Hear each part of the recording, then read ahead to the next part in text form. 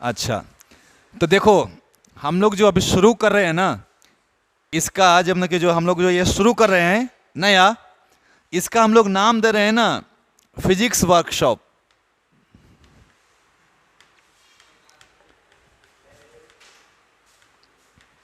ठीक है, आज से जो हम लोग शुरू कर रहे हैं नया ट्रेंड, नाम दे रहे हैं हम लोग फिजिक्स वर्कशॉप। ठीक है, अब इसमें टारगेट मेरा क्या रहेगा, सबको पता है कि ये जो भी लेक्चर होगा इसका थ्योरी हम लोग पढ़ने वाले हैं नहीं बहुत ज़्यादा, है ना, डेरिवेशन थ्योरी ये सब पढ़ने वाले हैं नहीं। हम लोग का टारगेट जो है ना 2022 है। ठीक है, या तो नीट हो जाए या तो फिर क्या चीज़ हो जाए, जेई, यही टारगेट है इसका। तो किसी भी हालत में मेरा जेई और नीट का क्वेश्चंस जो 2022 में आएगा वो छूटना नहीं चाहिए, यही इस फिजिक्स वर्कशॉप का मोटो रहेगा। और जैसा कि मैं नाम यहाँ पे दे रहा हूँ वर्कशॉप, वर्कशॉप का मतलब होता है एकदम से पूरा ऑपरेशन की तरह हम चीड़ फाड़ करके क्वेश्चंस को करना बनाना, कि जितना भी उसका निचोड़ हो सकता है सबको देख लेना। ठीक है ना, तो हम लोग का जो है सबसे पहला जो चैप्टर हम लोग शुरू कर रहे हैं आज, कौन सा शुरू करें बताओ, इलेक्ट्रोस्टैटिक्स। इलेक्ट्रोस्टैटिक्स की अगर मैं चर्चा करूं तो हम लोग जो है पहला दिन चार्ज एंड फोर्स के बारे में चर्चा करने वाले हैं, क्या क्या क्वेश्चंस आ सकता है, कैसे कैसे आप बना सकते हो, है ना। दूसरा दिन हम लोग पूरा का पूरा किसकी चर्चा करने वाले हैं, इलेक्ट्रिक फील्ड की चर्चा करने वाले हैं, कंप्लीट पूरा इलेक्ट्रिक फील्ड। ठीक है ना। तीसरा दिन अगर बात करें हम तो इलेक्ट्रिक पोटेंशियल की चर्चा करने वाले हैं, कंप्लीट क्वेश्चंस, है ना। उसके बाद चौथा दिन जो हम लोग चर्चा करने वाले हैं, इसी में थोड़ा सा क्या चर्चा करने वाले हैं, इलेक्ट्रिक डाइपोल।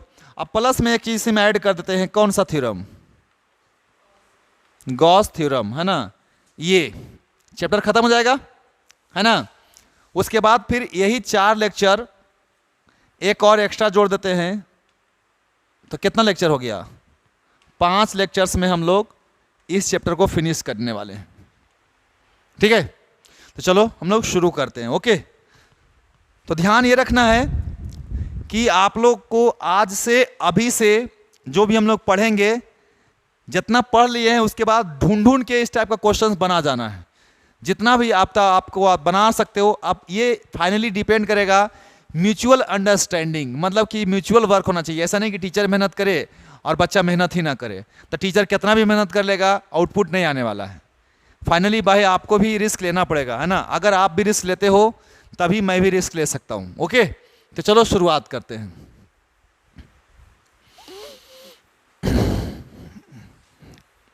तो आप मुझे बताओ, थोड़ा सा आइडिया दो, अगर मैं चार्ज की बात करता हूं तो चार्ज क्या क्या चीज प्रोड्यूस करता है, कौन कौन सा इफेक्ट प्रोड्यूस करता है, पता है तुमको, बता सकते हो।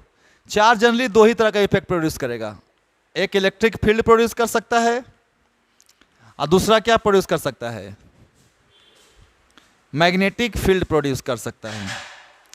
अब सोचोगे सर चार्ज इलेक्ट्रिक फील्ड तो ठीक है, समझ में आता है, मैग्नेटिक फील्ड कैसे प्रोड्यूस कर सकता है।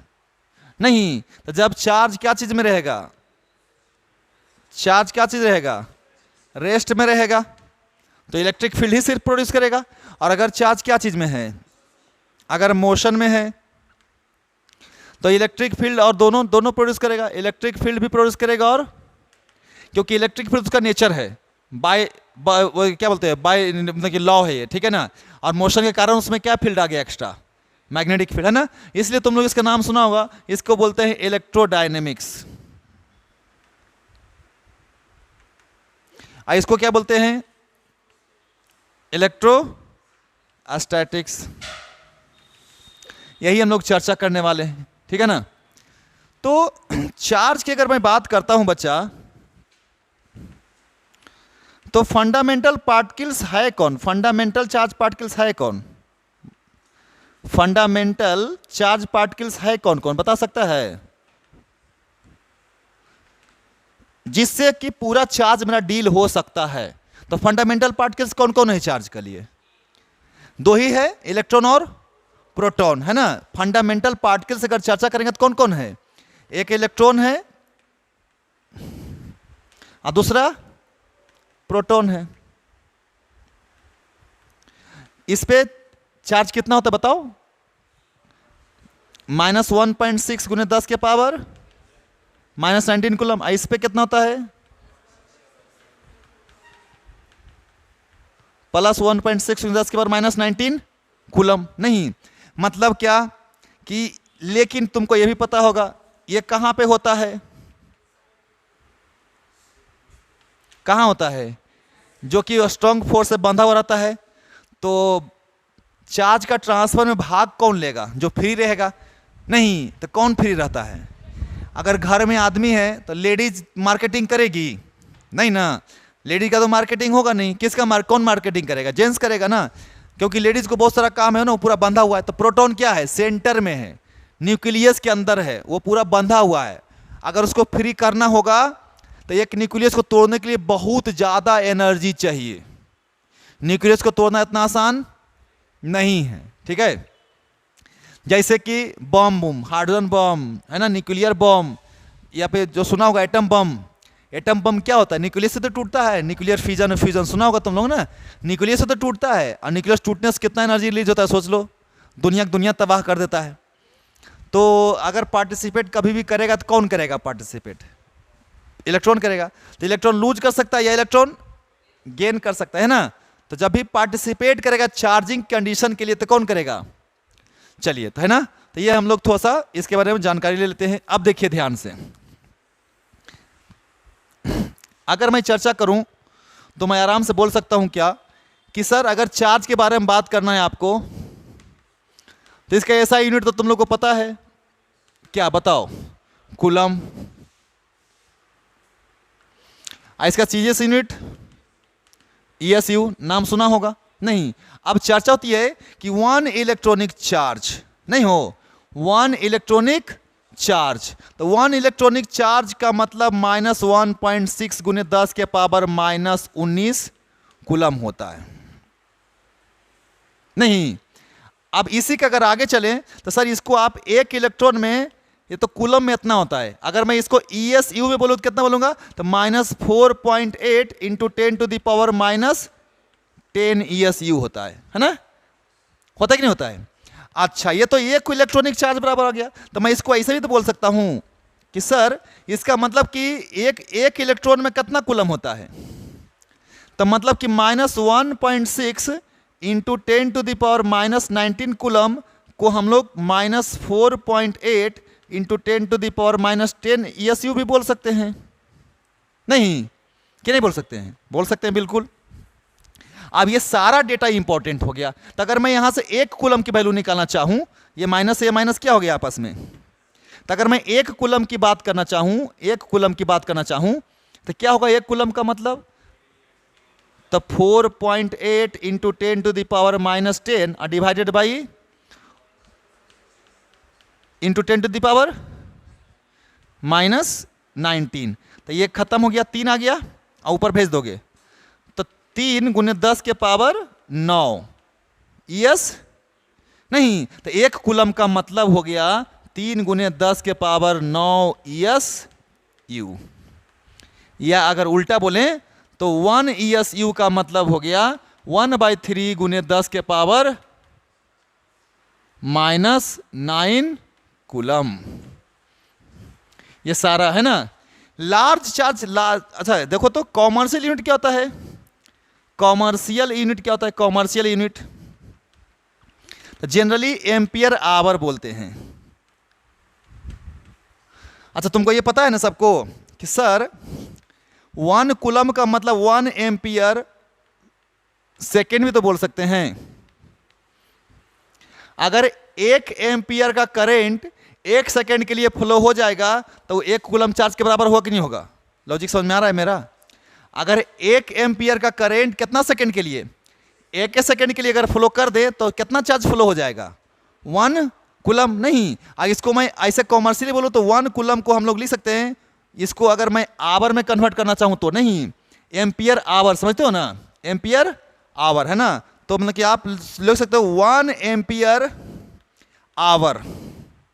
तो कैसे लिखेंगे, 1 एम्पियर रहने दो, अब गुने में 3600 क्या चीज सेकेंड, तो इस 3600 को बाहर कर दो, अब कितना बचा, एम्पियर सेकेंड बचा कि नहीं बचा, नहीं, तो इसको क्या बोलते हैं, एम्पियर सेकेंड को क्या बोलते हैं, कूलम बोलते हैं। तो कितना आ गया 3600 कूलम आ गया ना, कितना के बराबर, तो 1 एम्पियर आवर अगर मैं चर्चा करूं तो कितना होता है बताइए, 3600 कूलम होता है ना।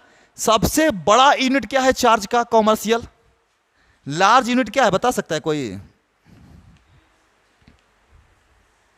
चार्ज का कॉमर्शियली, तो फराडे।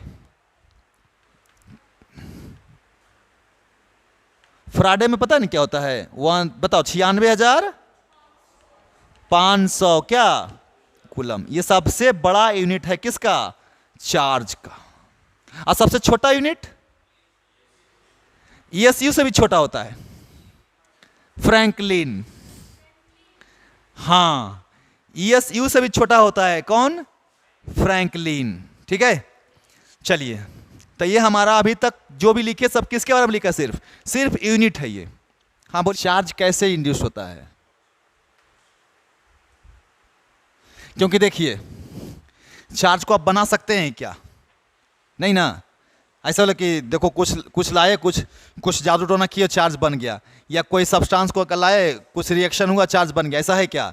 चार्ज हमेशा क्या हो सकता है, इंड्यूस हो सकता है, नहीं, यानी चार्ज ऑलरेडी है, आप किसी से निकाल सकते हो, किसी में दे सकते हो, यही ना कर सकते हो। तो देखो, तो चार्ज का जो इंड्यूस होता है कितना तरीका है, कितना मेथड से बताओ, 3 मेथड से। कौन कौन सा, पहला मेथड क्या है, फ्रिक्शन, दूसरा मेथड क्या है, इंडक्शन,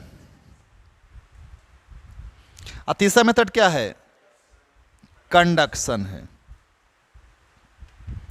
तीसरा मेथड क्या है, कंडक्शन है, ठीक है ना। अब सोचने वाली बात यह है कि अगर मैं फ्रिक्शन की बात करूं तो फ्रिक्शन में लॉजिक क्या है, मतलब कि 2 सब्सटेंस को क्या किया जाएगा, रब किया जाएगा, ठीक है। तो कैसा नेचर का चार्ज होगा, इक्वल होगा और अपोजिट नेचर का होगा कि नहीं होगा। तो इससे कैसे प्रोड्यूस होगा, ये इंपॉर्टेंट चीज क्या क्या है, equal and opposite charge induced होगा, यानी एगो पे प्लस आएगा जितना, उतने दूसरे के पे क्या आएगा, माइनस आएगा, है ना। तो देखो, एगो सब्सटेंस आया, एगो सब्सटेंस आया, दोनों को रगड़ दिए, ये क्या बन गया, पॉजिटिव, ये क्या बन गया, कैसे हुआ होगा ऐसा, क्या हुआ होगा, ये निगेटिव क्यों बना होगा, उस पे इलेक्ट्रॉन गया होगा, कहां से गया होगा, यानी कि इससे इलेक्ट्रॉन इसमें गया होगा, नहीं, इलेक्ट्रॉन का क्या हुआ, ट्रांसफर हुआ, क्या हुआ, ट्रांसफर हुआ। अब सोचिए कि एक से इलेक्ट्रॉन निकल रहा है और दूसरे में इलेक्ट्रॉन जा रहा है, समझ में आए बात को। तो इसका पीछे क्या लॉजिक होना चाहिए, तो सर पहला लॉजिक तो ये होना चाहिए कि ये अगर ए है और ये कौन है, तो पहला कंडीशन तो होना चाहिए कि वर्क फंक्शन जो होगा, समझते हो वर्क फंक्शन ना, फाई को बोलते हैं वर्क फंक्शन, सुना है नाम। तो फाई जो होगा वर्क फंक्शन ए का जो होगा कम होगा कि ज्यादा होगा, बोलो, वर्क फंक्शन किसका कम होगा किसका ज्यादा होगा, ए का कम होगा, बी का क्यों, वर्क फंक्शन क्या होता है, मिनिमम एनर्जी रिक्वायर्ड,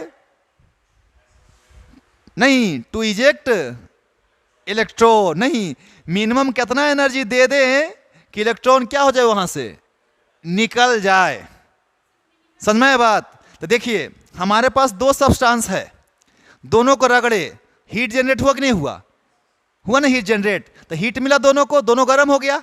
अब एक पे हीट एनर्जी गया, दूसरे का पे भी हीट एनर्जी गया, जिसका वर्क फंक्शन कम था उसका इलेक्ट्रॉन क्या हो जाएगा, निकल जाएगा, जिसका वर्क फंक्शन ज्यादा था वो नहीं निकलेगा क्योंकि उसको और एनर्जी चाहिए क्या चीज करने के लिए, निकालने के लिए। समझ में आ रहा है बात? तो जिसका वर्क फंक्शन कम है उससे इलेक्ट्रॉन जल्दी निकल जाएगा तो कौन सी बन जाएगा, वो पॉजिटिव बन जाएगा। और जिस पे इलेक्ट्रॉन जिसका वर्क फंक्शन ज्यादा है उसका इलेक्ट्रॉन निकलेगा, जल्दी नहीं निकलेगा। दूसरा चीज एक और नाम सुना होगा, इलेक्ट्रॉन एफिनिटी, सुना है नाम केमिस्ट्री में, है ना? तो पहला तो ये हो गया। दूसरा क्या बोला मैंने, इलेक्ट्रॉन एफिनिटी। एफिनिटी का मतलब होता है अफेक्शन। एफिनिटी का मतलब अफेक्शन, है ना? हाँ, चाह। तो जिसका इलेक्ट्रॉन का चाह ज्यादा है, समझ में आ रहा है बात? जिसकी इलेक्ट्रॉन की चाह तो जल्दी लूज करेगा नहीं ना, वो क्या करके रखेगा? हाँ। और जिसकी इलेक्ट्रॉन की चाह कम है वो क्या करेगा? बोलेगा जाओ।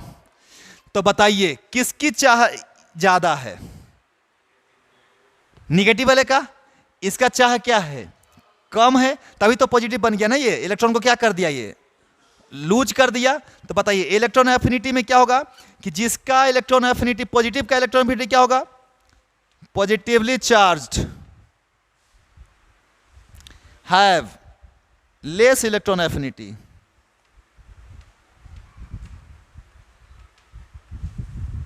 हाँ या ना? और निगेटिवली चार्ज का क्या होगा?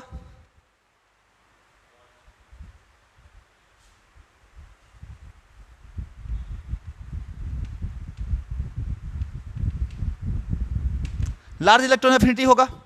होगा कि नहीं होगा? क्योंकि जिसकी इलेक्ट्रॉन एफिनिटी कम है वो लूज करने का चांसेस ज्यादा है। जिसकी इलेक्ट्रॉन एफिनिटी, इलेक्ट्रॉन के प्रति लगाव ज्यादा है, वो जल्दी लूज नहीं करेगा। अब यहां पे एक और चीज समझना है, क्या फ्रिक्शन में ही चल रहा है अभी, है ना? क्या भाई? तो चार्ज सर हमेशा किसका होता है? किसी पार्टिकल का होता है। बिना पार्टिकल का चार्ज हो सकता है क्या? नहीं ना। और जब भी पार्टिकल होगा तो एक चीज और होगा, क्या होगा बताओ मेरे को? मास होगा ही होगा, क्योंकि चार्ज किसके पास हो सकता है? पार्टिकल के पास। और जब भी पार्टिकल है तो मास तो कुछ ना कुछ तो होगा, चाहे इलेक्ट्रॉन हो चाहे प्रोटॉन हो। हाँ या ना? तो देखिए ध्यान से, ये इलेक्ट्रॉन लिया और इलेक्ट्रॉन लूज किया है। तो लूज किया तो पॉजिटिव बन गया, तो उसके पास नंबर ऑफ पार्टिकल घट गया कि बढ़ गया? घट गया ना। तो इसका मास क्या हो जाएगा? लेस की हाई, और इसका हाई ना। तो देखिए तो ध्यान से, तो पॉजिटिव चार्ज पार्टिकल जो है, पॉजिटिव चार्ज ऑब्जेक्ट है, इसका मास क्या हो जाएगा? रिड्यूस्ड मास। और निगेटिव चार्ज पार्टिकल का, निगेटिव चार्ज सब्सटेंस का क्या हो जाएगा? इंक्रीज हो जाएगा मास। ऐसे लिखते हो मास इंक्रीज्ड।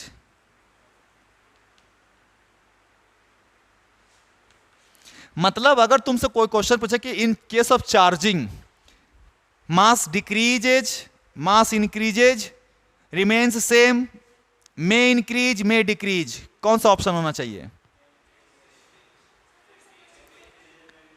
May increase. और हमने ऐसा नहीं बोला कि पॉजिटिव चार्ज निगेटिव, मैंने बोला क्या?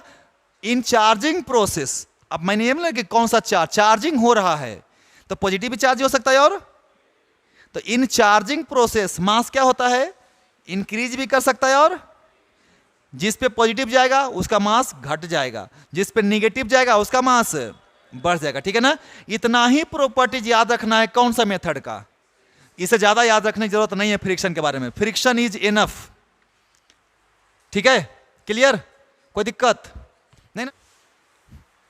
दूसरा है इंडक्शन। इसमें दिमाग ज्यादा लगाना नहीं है। इंडक्शन में क्या होता है बच्चा? सबसे पहला चीज तो ये सर कि नो फिजिकल कांटेक्ट।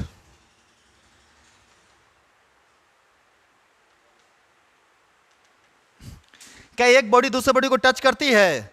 नहीं ना। और कैसा होता है? इसमें भी कैसा चार्ज इंड्यूस होता है?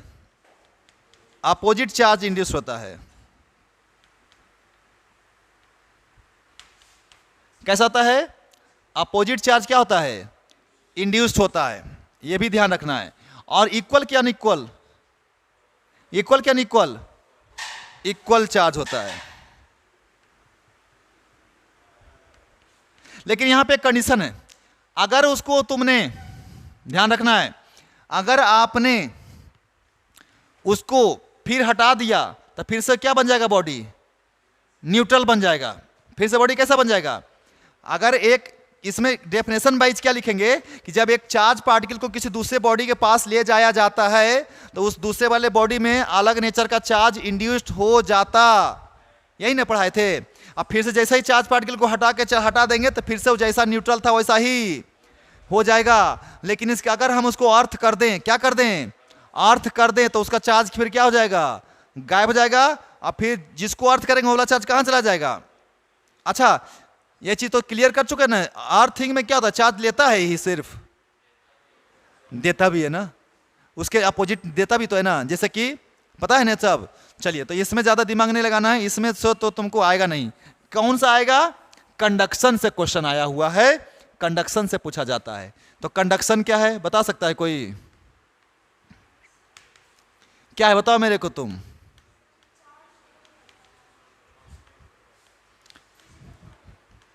फिजिकल कांटेक्ट होता है कि नहीं होता है बताओ? अरे फिजिकल कांटेक्ट होता है ना, आए? और कैसा? इक्वल अपोजिट चार्ज के same night nature of charge, same.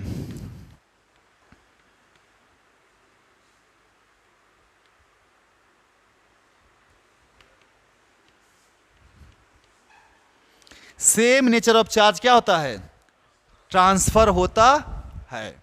चलिए तो सही है, इतना तक तो कोई दिक्कत नहीं है। लेकिन अब मुझे बताओ जरा सा तुम लोग कि सेम नेचर ऑफ चार्ज तो चला गया, लेकिन समझना यह है कि अब यहां देखिए, अगर मैं तुमको बोलूं कि if both object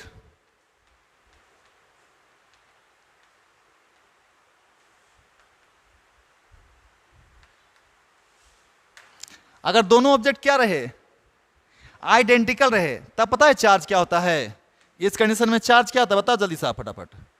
equally distribute हो जाता है।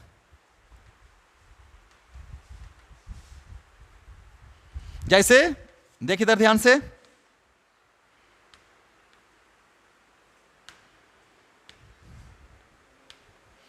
इसको कितना चार्ज दिया तुमने? Q। इसको कितना चार्ज दिया? कितना चार्ज है? 0 है, यानी ये चार्ज है और ये अनचार्ज है। दोनों को सटा दिए हम, है ना, ये दोनों को क्या किए? सटा दिए, मतलब कि सटा दिए या क्या चीज से जोड़ देते हैं बताइए? तार से जोड़ देते हैं। तब इस पे चार्ज कितना आ गया? Small q। इससे भी कितना चार्ज आएगा? सेम चार्ज आएगा। आएगा कि नहीं आएगा? क्यों आएगा सेम चार्ज बताओ? क्योंकि दोनों कैसा है? आइडेंटिकल है। तो भी जब हमारा आइडेंटिकल हो तो दोनों पे इक्वल चार्ज जाता।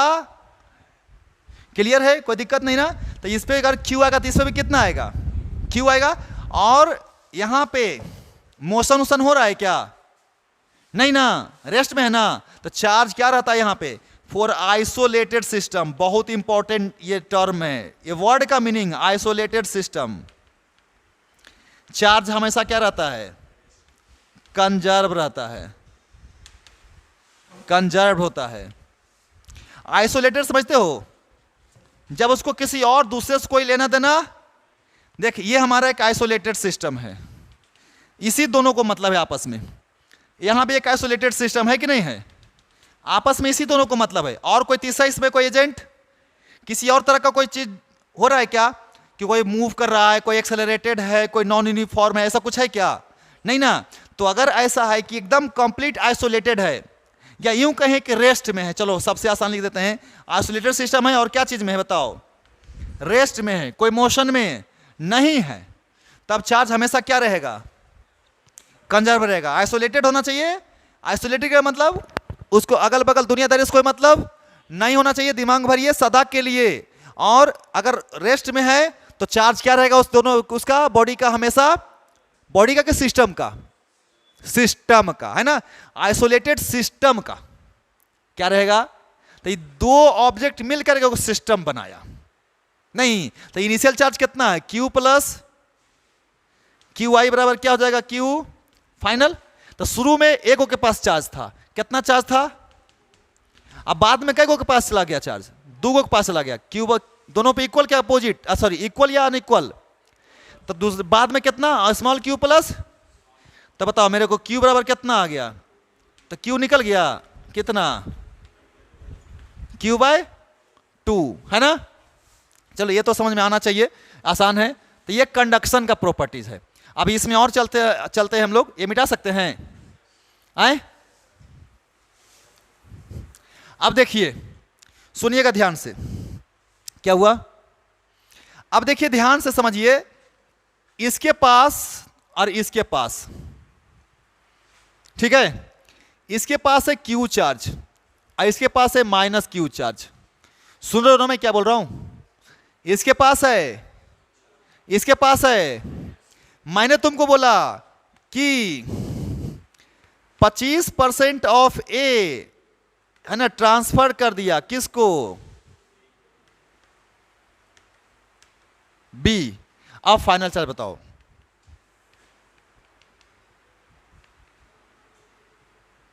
अब तुमसे पूछा कि देन फाइंड फाइनल चार्ज, तो क्या हो जाएगा बताओ मेरे को? तो देखो यहां पे कोई कंडक्शन नहीं हो रहा है, कि हो रहा है? नहीं हो रहा है ना। तो क्या किया जा रहा है? कंडक्शन तो हो ही रहा होगा, लेकिन बोल नहीं रहा है वो। इसलिए नहीं बोल रहा है क्योंकि तुम लॉजिक लगाओ कि इसका 25% के पास जाएगा कहां से, क्या तरीका है भेजने का? ऐसा तो नहीं इलेक्ट्रॉन चार्ज निकाले और इसको दे दिया, ऐसा तो हो नहीं सकता ना। पक्का इसको क्या चीज से जोड़ेंगे? तार से जोड़ देंगे और इसको छोड़ देंगे सब दिन के लिए। तो कब तक जाएगा, कब तक जाएगा चार्ज? जब तक कि पोटेंशियल ना इक्वल हो जाए। दिमाग में भाई चार्ज का कोई महत्व नहीं है यहाँ पे। एक्चुअली में हो क्या रहा है दोनों का कंडीशन में? पोटेंशियल बराबर हो जा रहा है। तो कब तक जाएगा चार्ज?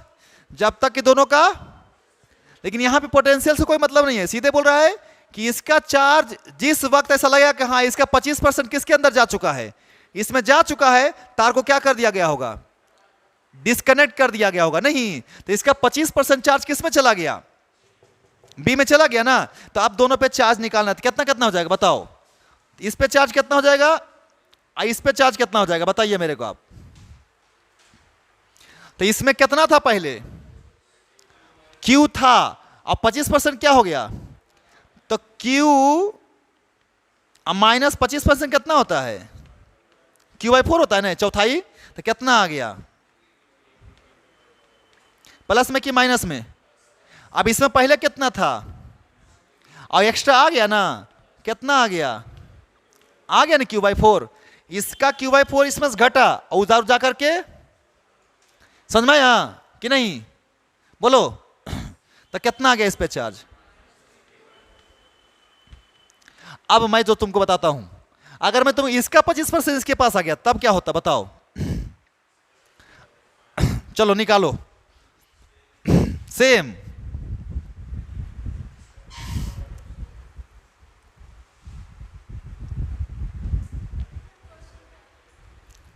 आए। अरे तुमको तो क्यों आ गई बैठने के लिए? तुमको बोल चुके हैं कि हम पढ़ाएंगे इसमें तेजी से, ये तेजी से पढ़ाएंगे इसमें हम नहीं झूला झूलने वाले हैं। ठीक है ना? इसमें कुछ नहीं, हम सब कुछ पढ़ाया हुआ है। इसमें उतने हम चीज पढ़ाएंगे जिससे क्वेश्चन बनने वाला है, क्वेश्चन आ रहा है, बात खत्म। समझ में आया लॉजिक कि नहीं? तो उस पे चार्ज कितना हो गया इस पे, है ना, माइनस क्यू प्लस Q/4। नहीं, तो सुनिएगा ध्यान से, इसी को एक और प्रॉपर्टीज बोलते हैं, इस एडिटिव्स इन नेचर। चार्ज क्या होता है यहाँ पे? चार्ज के बारे में सुने होंगे, चार्ज इज क्या होता है? एडिटिव्स इन नेचर होता है। यानी कि चार्ज को आप एलजेब्रा की तरह प्लस माइनस ऐड कर सकते, प्लस माइनस सब्सट्रैक्ट कर सकते हैं। क्लियर? कोई दिक्कत नहीं ना? अब देखिए यहां पर मैं बोल रहा था फॉर डिसिमिलर बॉडी, बता सकते हो कोई? अगर डिसिमिलर बॉडी है, यानी कि सिमिलर टाइप का नहीं है, सेम नेचर का नहीं है, जैसे इसका रेडियस में दूंगा R1 और इसका रेडियस कितना दिया? R2। अब इस पे चार्ज कितना है? क्यू, इस पे कितना चार्ज है 0। अब हम क्या किए, दोनों को वायर से जोड़ दी। अब दोनों को क्या किए, ऐसे जोड़ दिए। अब क्या होगा बताओ मेरे को, इस पे कितना आ जाएगा Q1 हो जाएगा ना, इस पे कितना हो जाएगा Q2 हो जाएगा ना। क्यों हो जाएगा Q1 Q2 आए, क्योंकि रेडियस क्या है डिफरेंट है नहीं। तो इसका क्या कंडीशन रहेगा, कब तक जाएगा चार्ज, यानी इसमें कॉन्सेप्ट क्या है कि फाइनल पोटेंशियल जो होगा विल बी सेम होगा। मतलब कहने का चार्ज इक्वल हो या ना हो, बट क्या चीज सेम रहने वाला है, पोटेंशियल क्या होने वाला है, सेम होने वाला है। कोई दिक्कत, पोटेंशियल क्या रहने वाला है, सेम रहने वाला है। तो ये मिटा सकते हैं हम लोग, आए।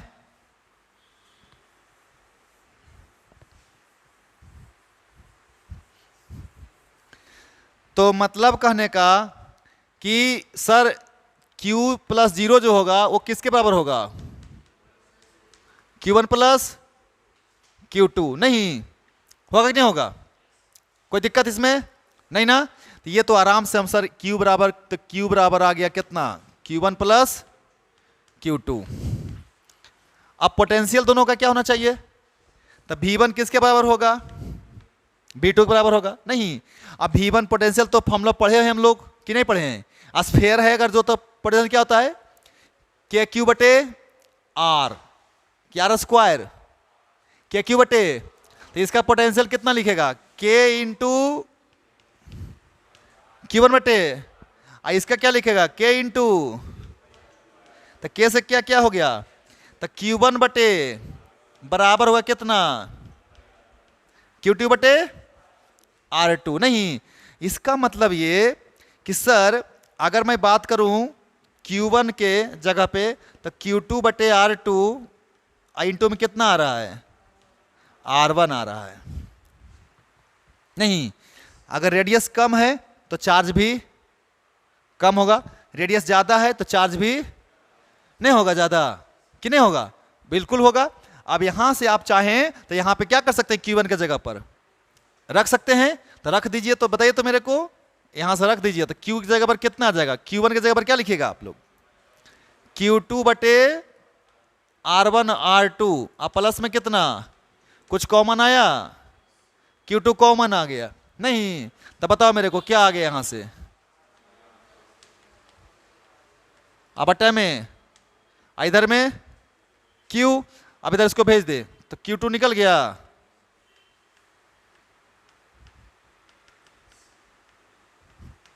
तो अब यहीं से Q1 भी निकाल लेंगे डायरेक्ट, तो इसलिए Q1 भी कितना आ जाएगा बताइए, R1 ना, R1 प्लस, इसको तो कोई मतलब है नहीं है इसको दुनियादारी से, Q दोनों के लिए सेम, R1 प्लस R2 दोनों के लिए, तो सीधे सीधे किसके प्रोपोर्शनल, तो Q किसके प्रोपोर्शनल, तो जिसका जितना बड़ा रेडियस होगा उसके ऊपर उतना ज्यादा चार्ज जाएगा।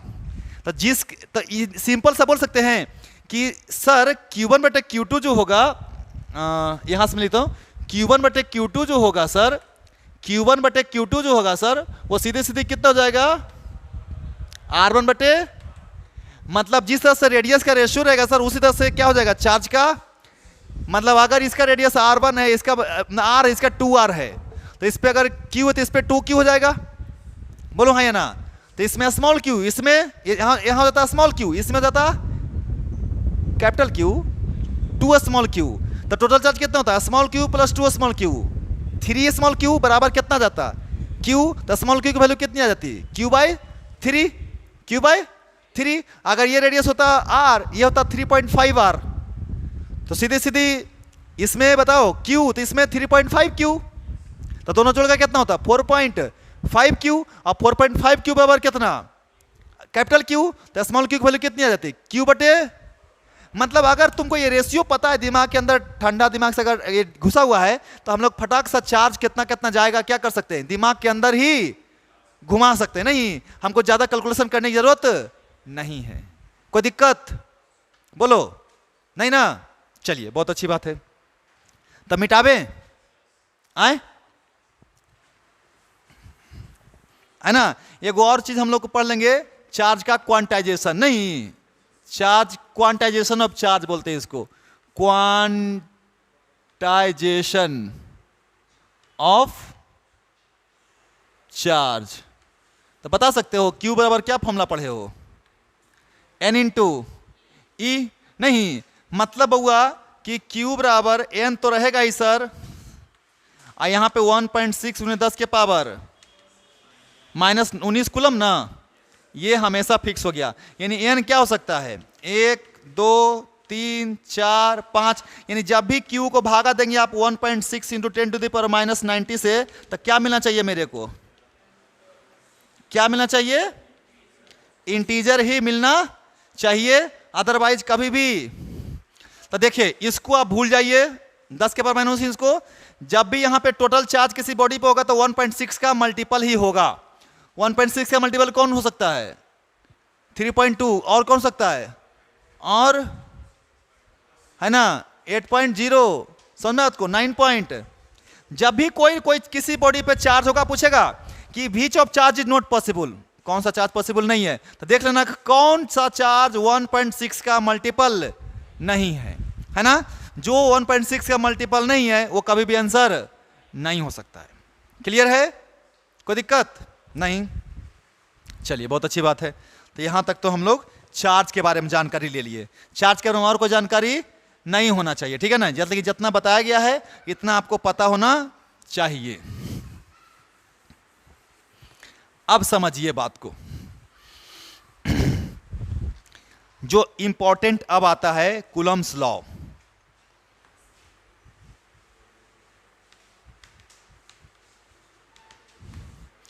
तो पता तो है ये है तुम लोगों को, इसका बारे में जानकारी ज्यादा लेना है।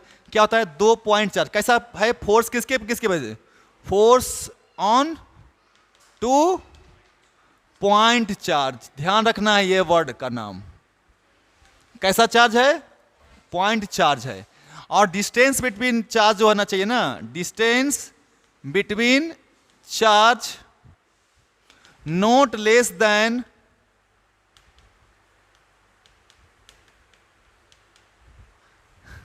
10⁻15 मीटर।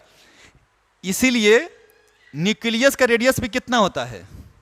उससे भी अगर कम हो गया डिस्टेंस तो कूलम्स लॉ वैलिड नहीं होगा। तो कूलम्स लॉ वैलिड कहां तक हो सकता है? ज्यादा ज्यादा तो एटम के किसके? न्यूक्लियस के से, उससे छोटा नहीं होना चाहिए ना। एटम के न्यूक्लियस से छोटा अगर डिस्टेंस है तो 2 चार्ज माना ही नहीं जाएगा, और उसको क्या माना जाएगा? एक ही चार्ज माना जाएगा, और फिर हमारा कूलम्स लॉ वैलिड नहीं होगा, है ना। तो क्या होता है बताओ तो मेरे को Coulomb's law? K × Q1 × Q2 बटा में क्या चीज? इसमें तो कोई दिक्कत नहीं है किसी को। K को क्या बोलते हैं हम लोग? कूलम्स कांस्टेंट बोलते हैं। यहां पे तो शॉर्टकट में चलते हैं।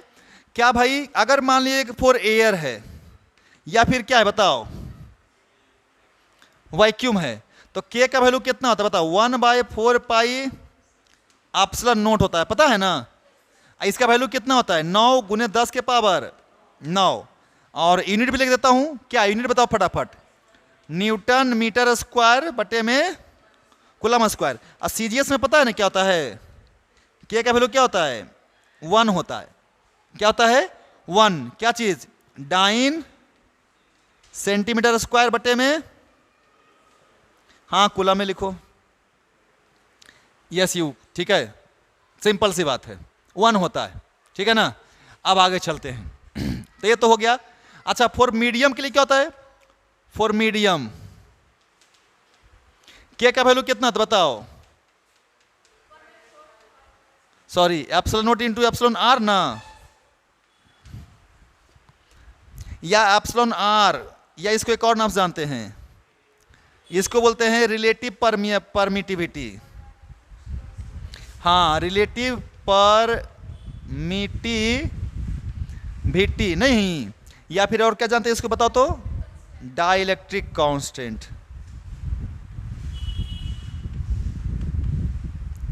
इसीलिए जानता है, फॉर मेटल्स अगर रहेगा ना, मेटल्स अगर रहेगा यहाँ पे, तो के की वैल्यू पता है कितना होता है आए? तो अगर दो चार्ज को जोड़ दिए ना तार मेटल वायर से, तो दोनों चार्ज इसलिए एक एक जुड़ जाता है, फिर उसमें फोर्स लगना बंद हो जाएगा। फोर्स कितना जाएगा दो चार्ज के बीच में? दो चार्ज को तार से जोड़ दिए हैं और आर दूरी पे रखा हुआ है, पूछेगा बताइए दोनों को फोर्स, दोनों के बीच का फोर्स कितना, बोलिएगा फोर्स 0। क्यों? क्योंकि मेटल वायर से जुड़ा हुआ है, और मेटल वायर के लिए डाइलेक्ट्रिक कांस्टेंट कितना होता है मेटल के लिए? इनफाइनाइट नहीं। तो देखिए, तो ध्यान से यहां पे हम लोग लिखते हैं इसको, है ना। चलो मिटा दूं? हाँ, अरे सर क्या, ये तो पढ़ा हुआ है।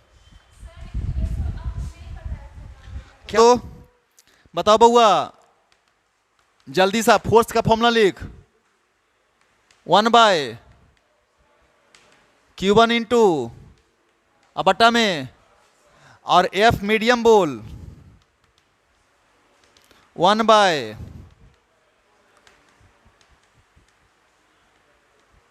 सही लिखा हूं ना? तो इसको बाहर कर दो, 1/ε r बाहर आ गया, इसको बाहर कर सकते हैं। बाकी क्या बचा? 1/4π Q1 Q2 अब बटे में r² ना। ये किसका फोर्स है? एयर का ना। तो F मीडियम क्या कितना आ गया? F एयर बटा में एप्सिलॉन नोट, या फिर इसको ऐसे बोल सकते हैं F एयर बटा में। तो मीडियम का फोर्स बढ़ता है कि घटता है? घटता है कि बढ़ता है? दो चार्ज हवा में है, दो चार्ज पानी में, फोर्स किस में ज्यादा लगेगा? हवा में। मीडियम लम क्या लगेगा? कम लगेगा। नहीं, क्या लगेगा? कम लगेगा, है ना। रेशियो हो जाता है आपका। मिटा सकता हूं इसको? बोलो। आप जरा बताइए मेरे को, डिस्टेंस वाला फॉर्मूला बताओ जी। अगर मैं तुमको बोलूं कि देखिए ध्यान से, Q1 और क्या चीज कितना डिस्टेंस है बताइए? R, और इसके बीच का फोर्स कितना है? F। अगर मैं तुमको बोलूं कि दो चार्ज को रख दिए हैं, क्या चीज में? क्या चीज में रख दिए हैं? मीडियम में, यानी डिस्टेंस कितना हो गया है? RM। और फोर्स अभी भी क्या है? F है। फोर्स में कोई चेंज? सुन रहे बात को हम क्या बोल रहे हैं? यहां पे मीडियम का डिस्टेंस और एयर का डिस्टेंस क्या है बउआ? देख, एयर के लिए भी फॉर्मूला में डिस्टेंस कितना है? R। और मीडियम के लिए भी डिस्टेंस कितना है? तो यहां पे चार्ज के बीच का सेपरेशन में कोई चेंज? क्या चीज में चेंज हुआ है? सिर्फ मीडियम में चेंज हुआ है। लेकिन यहां पे क्या किए हैं हम बताओ? देखो क्या किए हैं बताओ? हमने फोर्स को क्या रखा है? सेम रखा है। और क्या चीज को चेंज कर दिया है? डिस्टेंस को चेंज कर दिया है। मीडियम तो अभी भी है ही है। तो बताइए कैसे क्या करेंगे? इसका फॉर्मूला लिखिए, इसका F का फॉर्मूला लिखिए। कितना लिखेगा F का फॉर्मूला? के नहीं लिखिए, Q1 Q2 बटा में 4πε0r का स्क्वायर लिखोगे। यहां पे बताओ, इसका बताओ फॉर्मूला F का बताओ कितना? 1/4πε0r इंटू में Q1 Q2 अब बटा में किसका स्क्वायर? RM का। अब तुम बोल रहे हो कि सर डिस्टेंस का बताइए रिलेशन, कि अगर हवा में है तो पानी में कितना होगा, या पानी में है तो हवा में कितना होगा, लेकिन फोर्स में कोई चेंज नहीं हो। There is no change in force. Here there is change in, but there is no change in separation radius. चलिए तो बताइए दोनों फोर्स को इक्वल करिए। तो Q1 Q2 बटा 4πε0r स्क्वायर बराबर में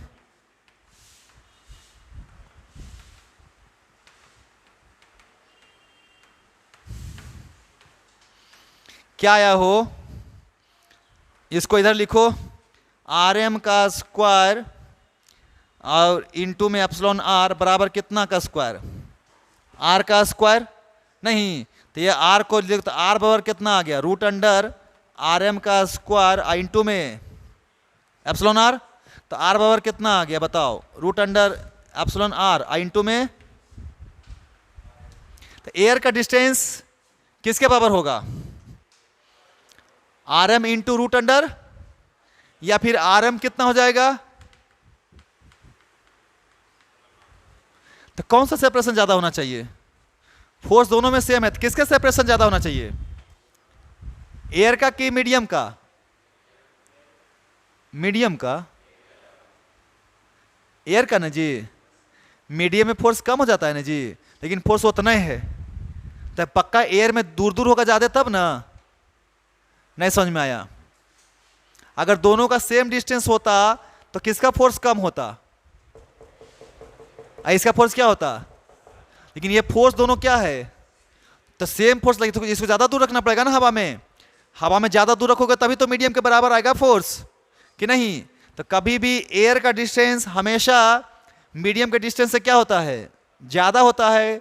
कब, जब दोनों पे क्या लगे, सेम फोर्स लगे। समझ में आया बात को, सेम फोर्स लगे। क्लियर है, कोई दिक्कत, कोई दिक्कत नहीं। अब यहां पे समझना है, क्लियर है तो समझना है ध्यान से। देखो इधर, यहां पे मैं मिटाता हूं। जैसे देखो, अगर मैं तुमको बोलूं कि इफ आर क्या रहे, सेम रहे, ये तो पहले से कांस्टेंट है, तो एफ किसके प्रोपोर्शनल है, Q1 और Q2 के। और अगर Q1 Q2 सेम रहे तो एफ किसके प्रोपोर्शनल है, 1/r² के। जैसे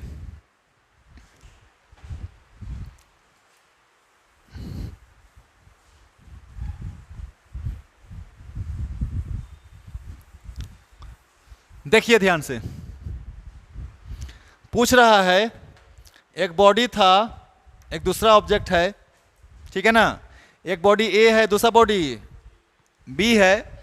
सुनना ध्यान से, इस पे चार्ज दिया है क्यू, इस पे दिया है कितना, -q। इसका 25% इसको दे दिया। न्यू फोर्स कितना लगेगा दोनों में, new force between them. Distance अभी भी सेम है। दो बॉडी था, कितना डिस्टेंस पे रखा हुआ है, आर पे कुछ फोर्स लग रहा था, एफ।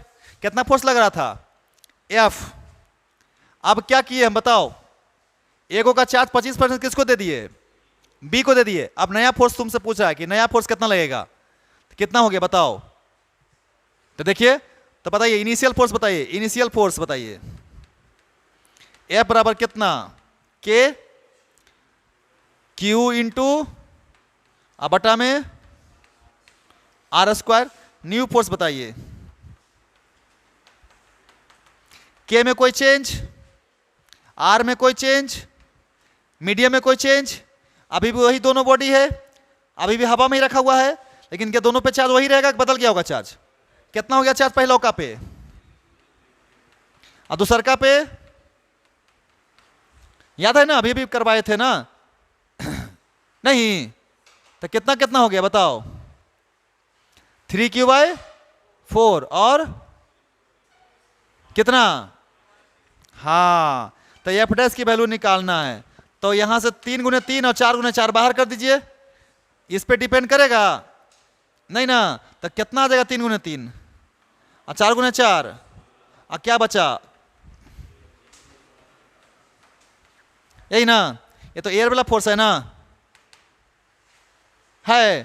तो कितना आ जाएगा एफ डैश के बाहर जगह पर, यानी कि रेशियो पूछता तो कितना गुना हो गया, 9/16 गुना। फोर्स घट गया कि बढ़ गया, घट गया ना। फोर्स क्या हो चुका है, घट गया है। समझ में आया, कोई दिक्कत नहीं ना। चलो एक और क्वेश्चन देते हैं।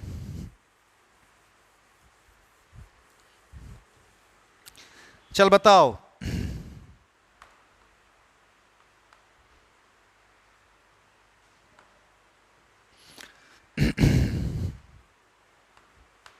ये आर है, ठीक है, और इस पे चार्ज दिए है -2q।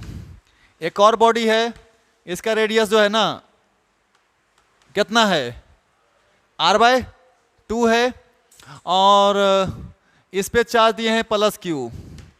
दोनों को क्या किया तार से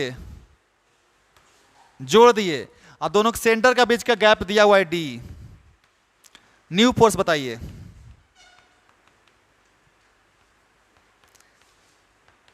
पता चला क्वेश्चन क्या है? आए क्वेश्चन क्या है बताओ, फटाफट बोलो जल्दी फटाफट। दो बॉडी था, एक का रेडियस कितना था R, दूसरा का R/2।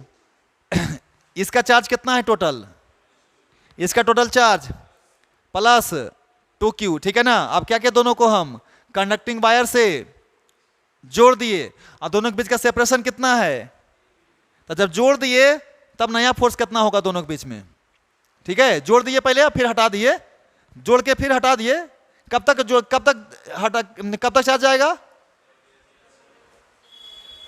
जब तक पोटेंशियल नहीं, पोटेंशियल सेम हो गया तो दोनों पे चार्ज वही रहेगा, बदल गया होगा चार्ज, बदल गया ना, तो नया वाला फोर्स कितना होगा बताओ फटाफट।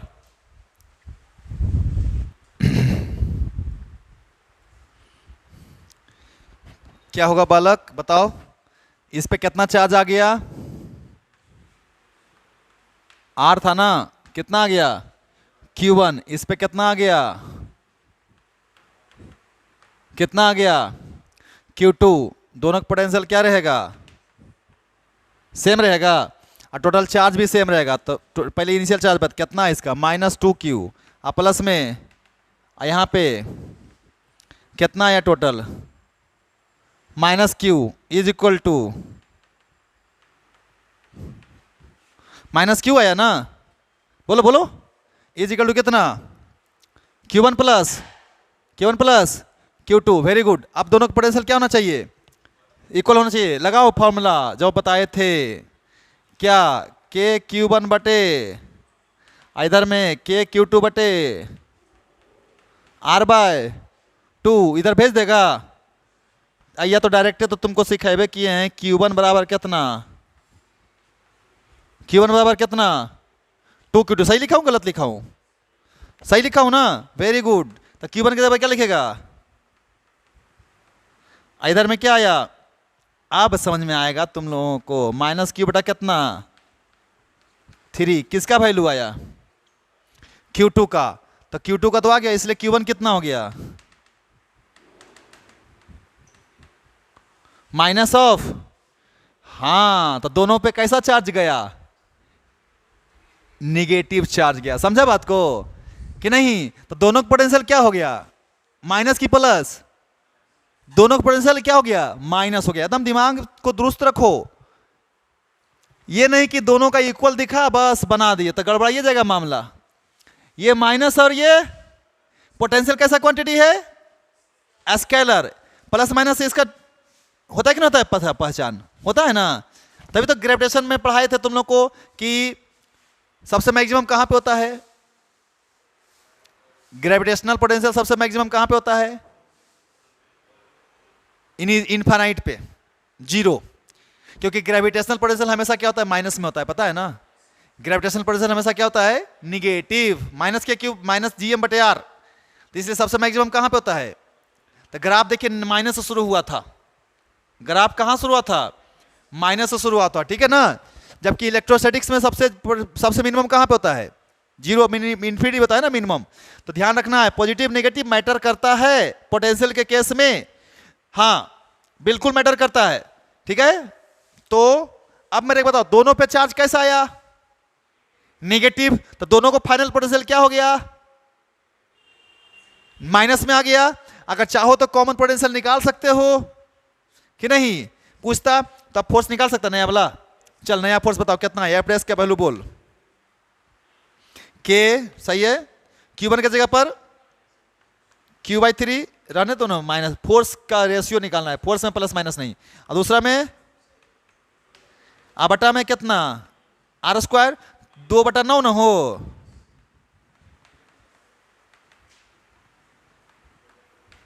ये हो गया F डैश।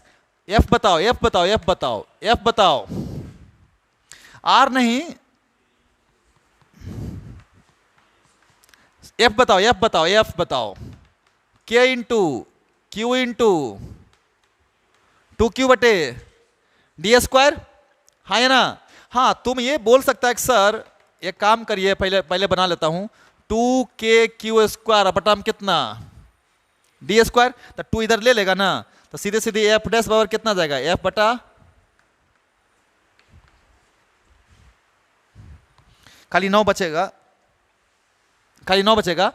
2kq² बटे डी स्क्वायर की जगह पर क्या हो जाएगा, 2kq² बटे डी स्क्वायर की जगह पर कौन हो जाएगा, एफ हो जाएगा। तो यहां पे खाली 9 बचेगा नीचे में, तो क्या एफ डैश कितना आ जाएगा, एफ डैश कितना, एफ बाय, हाँ ये बोल सकता है सर फोर्स कितना को घट गया, कितना टाइम्स हो गया, 9 टाइम्स घट गया ना। ये बोल सकते सर पहले था दोनों में अट्रैक्टिव, अब हो गया कैसा फोर्स, रिपल्सिव। नहीं समझ में आ रहा है, पहले एगो कैसा है दूसर का, बाद में क्या हो गया, दोनों नेगेटिव, तो फोर्स कैसा हो गया है, रिपल्सिव हो गया। तो पहले था अट्रैक्टिव, बाद में हो गया रिपल्सिव, बट फोर्स तो चेंज हुआ, नेचर भी चेंज हुआ, वैल्यू भी चेंज हुआ। क्लियर है, एकदम थोड़ा सा भी डाउट नहीं रखना है, उतारना है।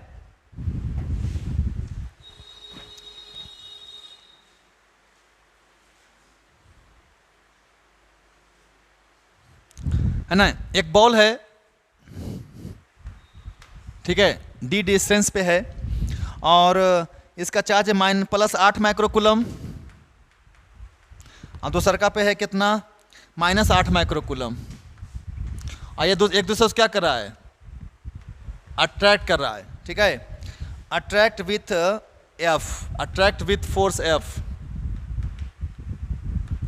बोल रहा है कि अगर मैं इफ +4 माइक्रोकूलम दोनों को दे दूं, देन न्यू फोर्स बताओ, जल्दी बताओ, बन जाएगा तो बताओ।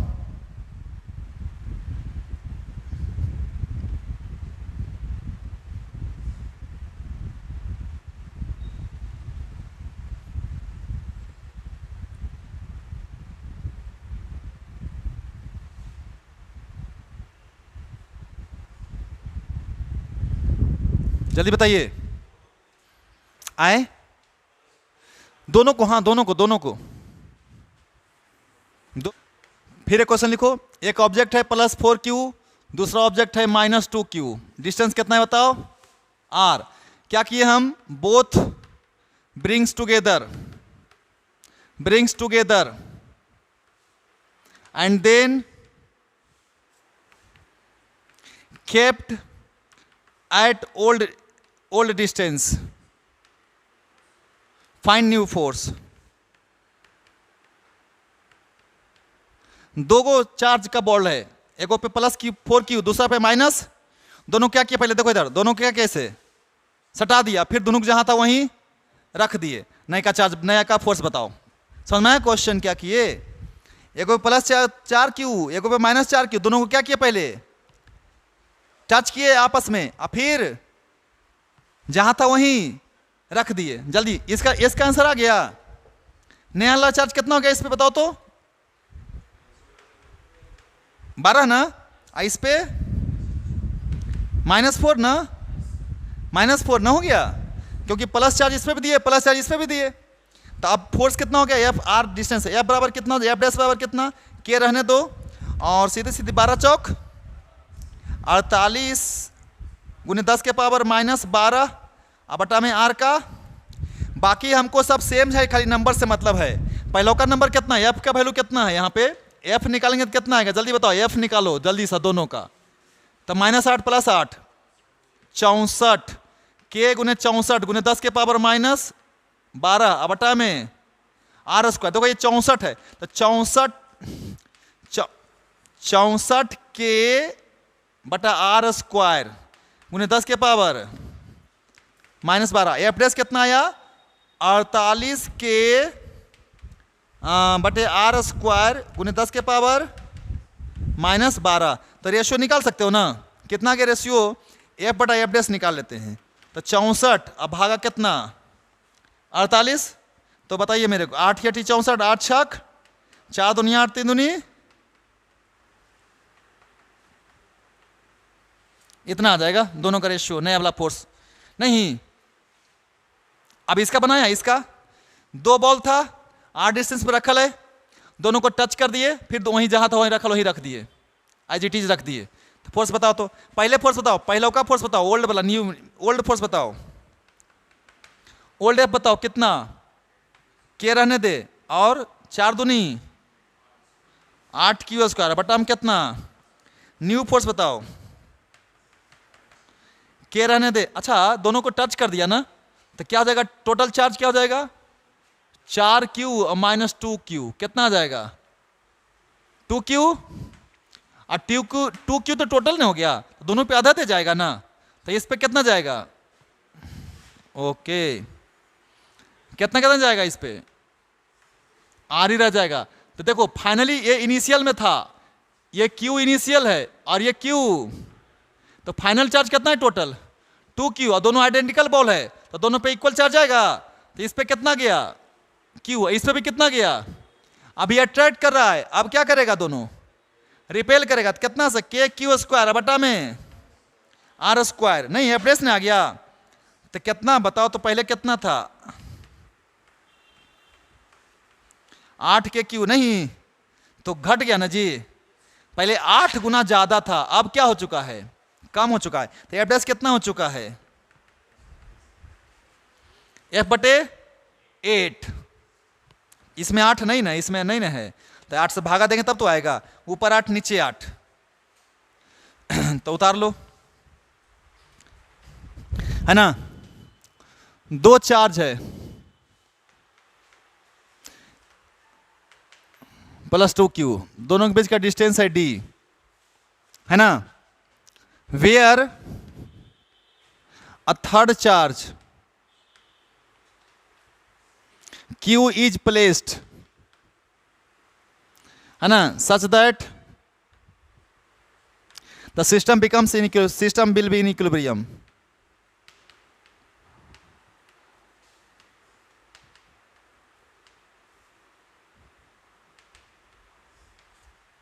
सिस्टम क्या चीज में हो, इक्विलिब्रियम में हो। चलिए देखते हैं कहां पे जीरो होने की संभावना है, इधर इधर इधर, कहां पे होने की संभावना है। अगर यहीं पे रखते हैं, अंदर में देखो रखते हैं, कहीं रख दिए Q, तो देखो इधर, देखो इधर, देखो इधर, ये क्या करने वाला है इसको, और ये क्या करने वाला है इसको, तो दोनों फोर्स किधर लगने वाला है, इसी डायरेक्शन में, नहीं समझ में आया। अगर इसके बीच में कहीं भी रख दो, तो ये क्या करने वाला है इसको, अट्रैक्ट इधर खींचेगा, और ये क्या करेगा इसको, तो ये भी इधर खींचेगा, कभी जीरो, कभी भी जीरो नहीं होगा ना, क्यों नहीं होगा जीरो, क्यों, क्योंकि दोनों का फोर्स का डायरेक्शन क्या है, जीरो होने के लिए, इक्विलिब्रियम में होने के लिए फोर्स क्या होना चाहिए, नेट फोर्स क्या होना चाहिए, F नेट क्या होना चाहिए, जीरो, तो F1 क्या होना चाहिए, इक्वल एंड अपोजिट होना चाहिए, नहीं कॉन्सेप्ट यही है ना, इक्वल एंड अपोजिट होना चाहिए। अगर दो फोर्स का सिस्टम है और अगर सिस्टम इक्विलिब्रियम में है, तो दोनों फोर्स जरूरी है कि इक्वल हो और दोनों का डायरेक्शन क्या हो, अपोजिट हो। तो ये तो कहानी खत्म हो गया, तो होगा नहीं। अब बताओ कहाँ रखें, इधर रख के देखते हैं, यहाँ पे ये क्या करेगा, इसको अट्रैक्ट करेगा, और वो क्या करेगा इसको, सही है, हो सकता है यहाँ पे भी रखते हैं प्लस Q को, ये क्या करेगा, इसको रिपेल करेगा, और ये क्या करेगा माइनस वाला, इसको हो सकता है जीरो। तो इतना तो कंफर्म हो गया कि जब भी होगा तो कहाँ होगा, बाहर में होगा, नहीं हो अंदर में कभी पॉसिबल। चलो कहीं से डिस्टेंस कहाँ से ले लें, बताओ कौन सा कंडीशन है, ए या वो, कोई भी केस, कोई केस ले लो, चलो यही ले लो। तो कितना डिस्टेंस यहाँ से मान लो, x है ना, तो इसका फोर्स इसका निकाल दे, जल्दी बोल फटाफट, इसका फोर्स निकालो, K इंटू 4Q इंटू में बटा में, डायरेक्ट इसका लिखूं, मुझे पता है कि दोनों फोर्स क्या होने वाला है, इक्वल, और तो वो तो चेक कर ही लिए पहले ही, नहीं तो डायरेक्ट वैल्यू चेक कर, तो इतना बराबर कितना, जल्दी बताओ, ये इस पे उसका निकालो, K इंटू Q इंटू में, और नीचे में D प्लस एक्स का। चलो यहाँ पे क्या करेगा तू लोग, यहाँ पे गया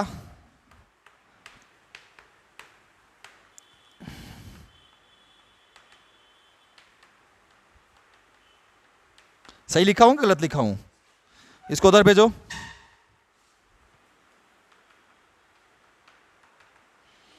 आ गया x बटा कितना बराबर कितना √2। अब देखिए यहां पे, अगर तुम चाहता है, सुनिएगा ध्यान से, अगर आप चाहते हैं कि सर मेरा एक ही रूट आवे, आप लोग मैथमेटिक्स वाले तो खास करके ध्यान रखोगे कि कभी भी बच्चा कोई ऐसा इक्वेशन मत बनाना जिसे रूट गायब हो। सुन रहे मेरे बात को, मैं क्या बोलना चाह रहा हूं? कभी भी गलती से भी ऐसा इक्वेशन नहीं बनाने की कोशिश कीजिएगा जिसमें रूट क्या हो, गायब होने का संभावना हो। रूट गायब होने का संभावना आ गया, आपका इक्वेशन बना चाहिए था क्वाड्रेटिक, बना दिए क्या, एक रूट गया आपका, तो दोनों आंसर नहीं आएगा। ये एगो ई आता है, एगो ई आता, दोनों आ जाता। कब दोनों आ जाता? जब क्या बनाता क्वाड्रेटिक, तो तुमको पता चल रहा है कि दोनों पोजीशन पॉसिबल है। लेकिन अब तुम्हारा कई को पोजीशन पॉसिबल है, सिर्फ एक ही पोजीशन पॉसिबल है। तो कभी भी गलती नहीं करिएगा कि रूट्स गायब करने की कोशिश कीजिएगा। अभी आप जल्दीबाजी में तो कर सकते हैं रूट गायब, क्योंकि यहाँ पे देखेगा क्यों ऑप्शन निकालना रहेगा, तो आराम से पढ़ लोगे। लेकिन अगर ऐसे ही जनरल बनाना हो तो कभी भी रूट्स गायब नहीं करना है, ठीक है ना? समझ में आ रहा है बात? ओके, तो चल, तो जैसा भी तुमको इच्छा हो, अगर रूट नहीं गायब करना है तो क्या करेगा तू, दोनों तरफ गुना करेगा, खोलेगा, हाँ या ना? अब फिर क्वाड्रेटिक आएगा, उसको क्या करेगा, सॉल्व करेगा, तो डी की वैल्यू आ जाएगी, है ना? तो कर लेते हैं, बताओ तो इसको लिखते हैं यहाँ पे, क्या करेगा बताओ तो, 2 उधर आने दो, d² x², 2dx, इधर में x², सही लिखा हूँ? तो इधर मल्टीप्लाई करो, 2x² प्लस 2d² प्लस 2 × 2 कितना 4dx, इधर में x², इसको इधर भेजो, 2x² में x हो गया, क्या बचा x² प्लस 4dx, अब प्लस में कितना बराबर 0, x बराबर कितना -4d plus minus root under 16d² -4, 4 दूनी 8d, अब बटा में कितना 2। ऐसे करके आंसर आएगा ना? हो, अरे 2 आएगा ना, तो नहीं गायब करना। 2 आएगा इसको समझ जाइए कि एगो माइनस में आएगा, एगो क्या चीज में आएगा, प्लस में आएगा, आंसर आ जाएगा। समझ में आया? दोनों पोजीशन आपका निकल जाएगा वहां से। क्लियर? कोई दिक्कत नहीं। और अगर ए को चाहिए तो यहां से हटा दो रूट्स, सीधे सीधे रूट्स हटा दो, एगो इक्वेशन मिलेगा ना? हो, ओके।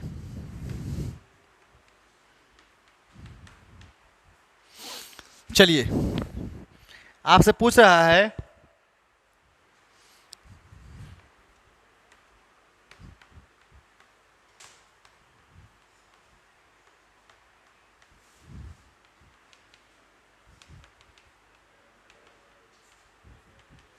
Find net force.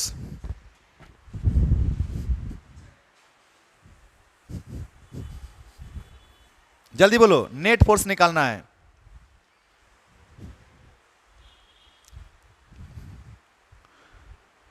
कहां पे निकालेगा नेट फोर्स? यहां पे हमने लिखा ही नहीं कहां पे निकालना है, हम सिर्फ नेट फोर्स ऑफ सिस्टम पूछ रहे हैं। समझ में आया मेरा कहने का मतलब बात? नहीं, यानी कि इसका नेट फोर्स बताओ कितना है, कितना फोर्स लग रहा है? 0। कैसे लग रहा है 0? समझिए बात को, मतलब कि फोर्स कौन लगाने वाला, फोर्स के लिए कौन रिस्पॉन्सिबल है? चार्ज। तो एक चार्ज दूसरे पे लगाएगा, तो देखो ये इस पे लगाएगा, ये इस पे लगाएगा, या फिर ये इस पे लगाएगा और ये इस पे लगाएगा, है ना? तो किसी एक कॉर्नर पे लग रहा होगा ना नेट फोर्स, चाहे इस कॉर्नर पे लग रहा होगा, चाहे इस कॉर्नर पे लग रहा हो, चाहे तीनों कॉर्नर पे सेम लग रहा होगा। अगर इसको तुम पकड़ लिया तो इस पे फोर्स कौन कौन लगाएगा? ई लगाएगा और ई लगाएगा। अगर इसको पकड़ लिया तो इस पे कौन लगाएगा? ई लगाएगा और ई लगाएगा। अगर इसको पकड़ लिया तो इस पे कौन लगाएगा? ये लगाएगा और ये लगाएगा। नहीं, तो तीनों पे क्या लगेगा? सेम लगेगा ना। तो देखो ये आर, ये भी आर, ये भी आर, या ए ले लो साइड, तो ए को कोई कॉर्नर पकड़ लीजिए, ए बी सी ले लीजिए, है ना? कॉर्नर सी को ले लीजिए, तो कॉर्नर सी को पकड़ लिया आप। अब बताइए हमको फटाफट, नेट फोर्स बताए, तो ये क्या करेगा, इसको रिपेल करेगा, और ये भी क्या करेगा इसको, तो ये 60, ये भी कितना, ये एफ है, ये भी कितना, एफ दोनों के बीच का एंगल कितना डिग्री, तो एफ नेट कितना आ जाएगा बताओ फटाफट।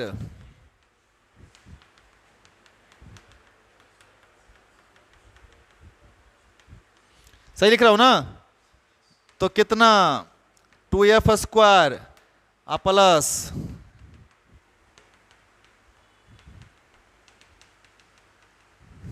कितना आया एफ रूट कॉस 60 का मतलब 1/2 होता है, कॉस 60 तो 1/2 गुने 2 खत्म ना, तो F square F square F square कितना बचा 3f स्क्वायर ना। चलिए तो बताइए एफ की वैल्यू कितना आ जाएगा, एफ तो यही तो आ रहा है सर, के क्यू स्क्वायर बटा कितना ए स्क्वायर, तो कितना आ गया बताइए मेरे को आप, के ए स्क्वायर बटा ए, के क्यू स्क्वायर बटा ए स्क्वायर इंटू में कितना। चलिए सिस्टम का नेट फोर्स निकल गया। कंफ्यूज मत हो जाना कि दिया ही नहीं है कौन सा पॉइंट पे निकालना है तो कैसे निकाले, कोई एगो कॉर्नर पे पकड़ेगा तो बतिया इतना ही पड़ेगा, नहीं हो क्या अलग अलग पड़ेगा बात, सेम बात पड़ेगा। ओके अब बीसीसी स्ट्रक्चर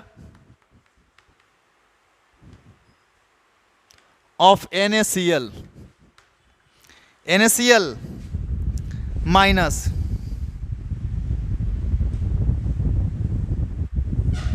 अब BCC structure of NaCl minus, ठीक है,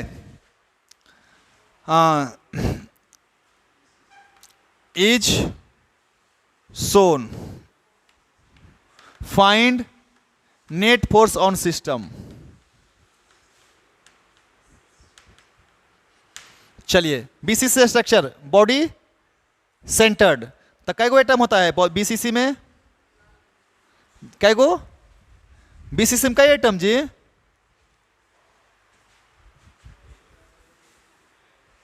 एगो बॉडी में और बाकी 8 गो कॉर्नर में, बाप रे बाप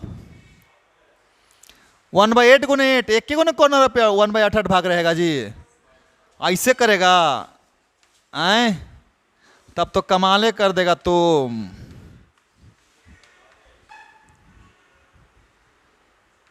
Cl माइनस है और सब कॉर्नर पे कौन है,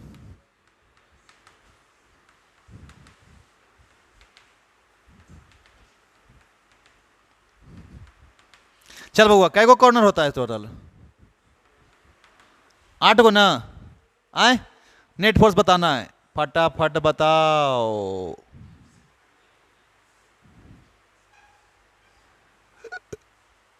मेरी बात बना लोगे ये, आए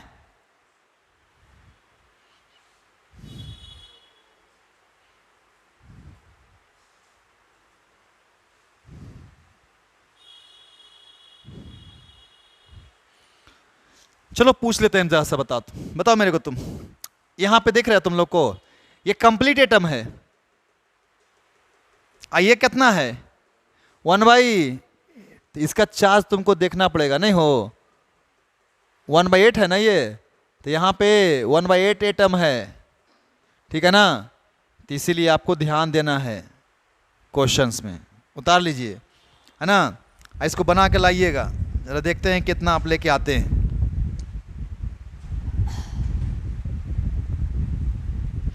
है ना। नेट फोर्स निकालना है, Cl माइनस पे निकालना है net force, 5 point charges, 5 point charges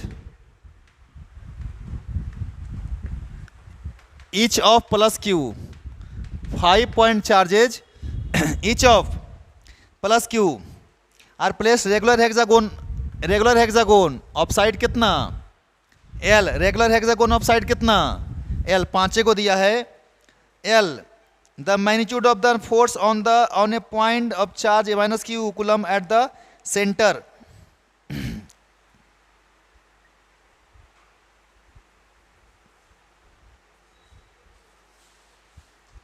इतना the magnitude of force on a point charge of आएगो मैग्नेट, यहाँ पे सेंटर पे कितना चार्ज है, माइनस क्यू, तो नेट फोर्स ऑन सेंटर निकालना है, नेट फोर्स ऑन सेंटर निकालना है। बताओ जल्दी सा फटाफट, साइड एल है। ध्यान से देखो, गौर से देखो, छोबे पे नहीं रखल है चार्ज, कैगो पे रखल है, 5 गो वर्टाइसिस पे चार्ज रखल है। हेक्सागोन है जी, बन जाएगा।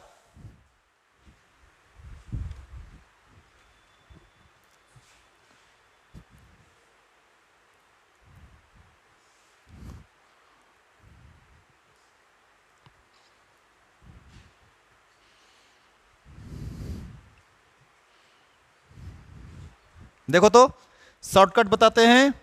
देख इधर, ये माइनस क्यू है, ये क्या करेगा, इधर अट्रैक्ट करेगा, तो जस्ट उससे सामने इधर है कि नहीं है, तो ये भी अट्रैक्ट कर लेगा ना, तो इसका क्या हो जाएगा आपस में, ई वाला कई गो था जी, अरे दे दो ना तुम 5 गो।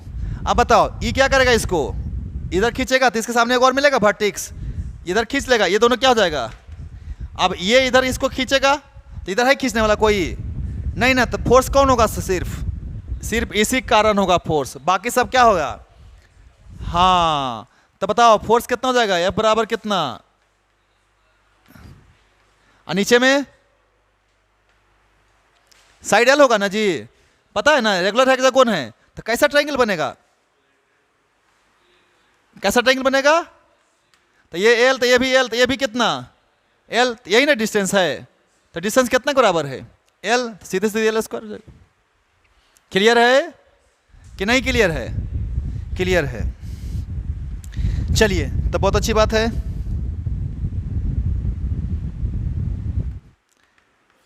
एक ब्लॉक है जिसका मास m है और चार्ज q है। ब्लॉक का मास कितना है m, चार्ज कितना है, ये जुड़ा हुआ है क्या चीज से, स्प्रिंग से।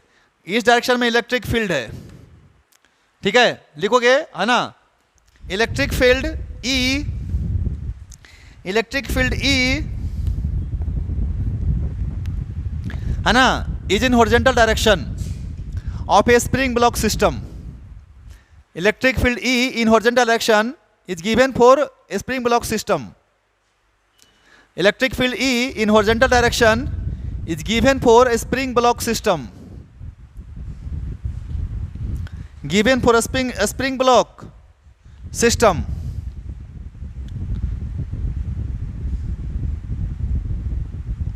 और ब्लॉक इज रिलीज्ड, ब्लॉक को क्या कर दिया गया, छोड़ दिया गया, ब्लॉक इज रिलीज्ड। ठीक है, तो which option is incorrect, which option is incorrect. तो चल इधर देख, पहला में बॉडी विल एग्जीक्यूट SHM, पहला क्वेश्चन। दूसरा option time period of oscillation is, time period बराबर 2 पाई अंडर रूट m/k। तीसरा option amplitude of oscillation, amplitude of oscillation is QE/k। और चौथा body will oxalate but not simple harmonically.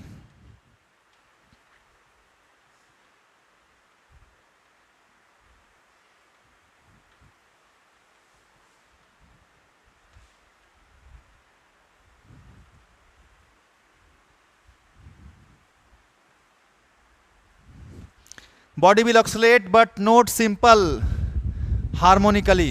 अब बताइए आए last, क्यों ऐसा सब नहीं करेगा, करेगा तो फिर पहला ऑप्शन सही होना चाहिए।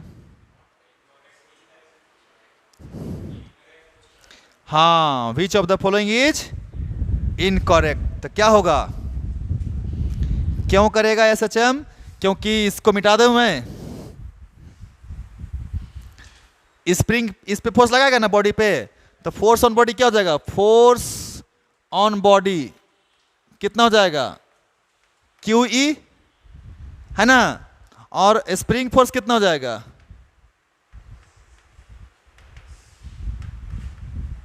के एक्स, कितना हो जाएगा, के एक्स ना हो। यही क्या करना चाहेगा, इसको यही क्या करना चाहेगा, खींचना चाहेगा, नहीं ऑक्सीलेट करवाना चाहेगा, नहीं, तो ये इधर हम भेज रहे हैं, इधर जा रहा है ना, तो भाई रीअश्योरिंग फोर्स हो गया। तो बताइए तो क्यू ई बराबर कितना हो जाएगा, के एक्स, तो एक्स बराबर कितना आ जाएगा, क्यू ई बाय, ये तो मैक्सिमम हो जाएगा डिस्प्लेसमेंट,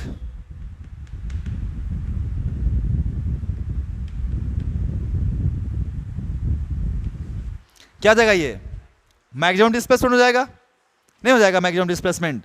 अच्छा, और यहां पे रीअश्योरिंग फोर्स कौन है, के एक्स है ना, के एक्स किसके बराबर होगा, एम ए बराबर कितना, नहीं तो ए बराबर कितना, के एक्स बाई एम, तो समझ भी करता है तुम लोग, ये ओमेगा स्क्वायर बराबर क्या आ जाएगा, के बाई एम, नहीं आ जाएगा जी, हाँ है ना। चलिए, तो ये तो समझदार हो तुम लोग, इजी में समझ में आ जाएगा। एसएचएम पढ़ चुके हो आप लोग, कोई दिक्कत है नहीं एसएचएम में, क्या दिक्कत है, चलिए बहुत अच्छी बात है। क्वेश्चन है, a charge block is projected on rough horizontal surface, charge block है एक, ये रफ सरफेस है, charge block is projected on rough surface, mass कितना एम, चार्ज कितना क्यू, ठीक है, with initial velocity v naught, ठीक है, with initial velocity v naught, सुनो ध्यान से, charge block is projected on rough horizontal surface with speed v naught, the value of coefficient of friction if the kinetic energy of block remains constant. तो बताइए कि इधर की तरफ electric field है, ठीक है, और काइनेटिक एनर्जी क्या रह रहा है, हमेशा काइनेटिक एनर्जी क्या रह रहा है, कांस्टेंट रह रहा है, ठीक है। तो पूछ रहा है कि बताइए क्या चीज की वैल्यू, फ्रिक्शन कोएफिशिएंट निकालिए।